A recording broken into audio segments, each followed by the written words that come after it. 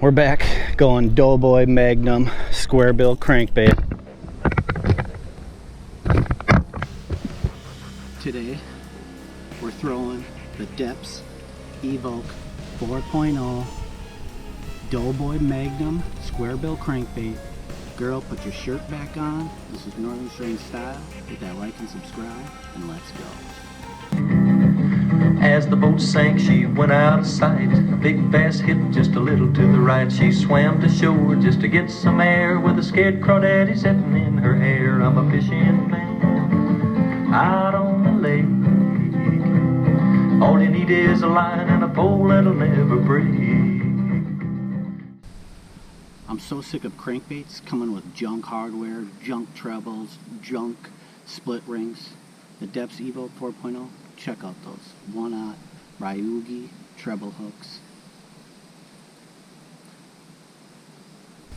This doughboy is 4 inches long.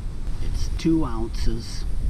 Dives down to 13 feet. Check out that lifelike 3D eyeball on it. How killer is this paint job? Bluegill paint job, just so realistic looking. It's a silent crankbait, but what a lot of people forget about is how the hooks and split rings, they make a little changle when they're coming through the water.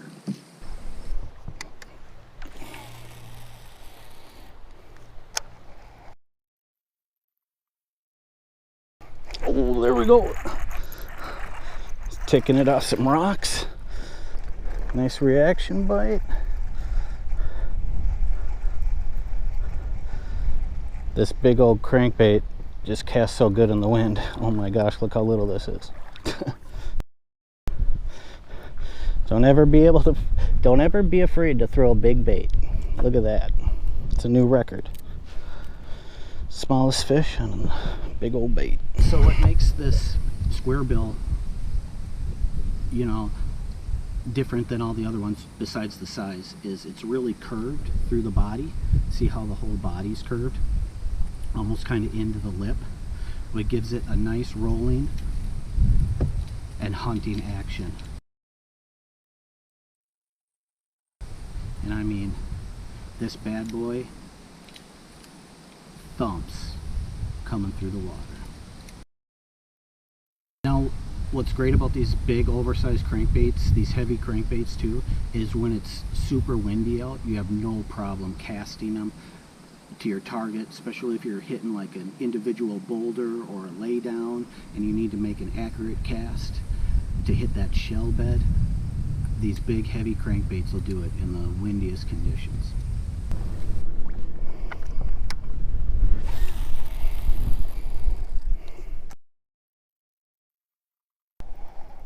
There we go.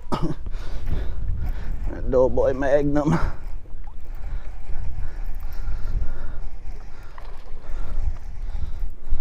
don't know if he's hooked funny or what. Oh no, it's a good one.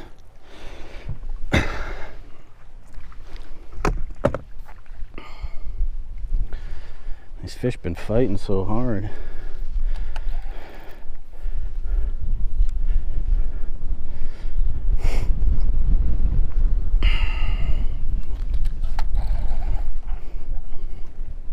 Just bulldogging me.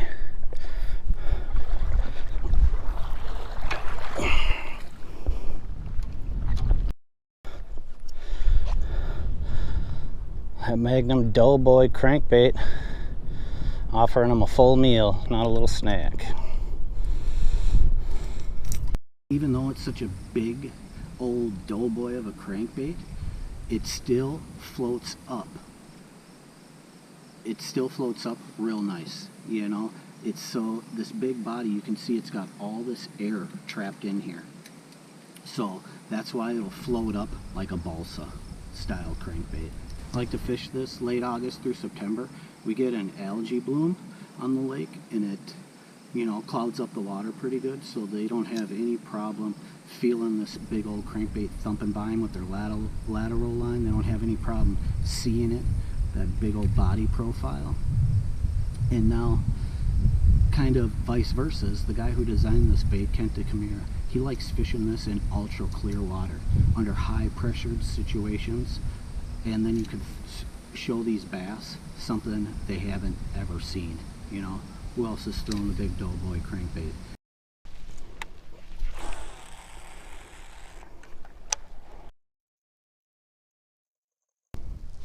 There we go. It's ticking her off the bottom. These fish are real lethargic and don't really want to bite, so you gotta rip this big old crankbait by him, get a reaction bite out of him.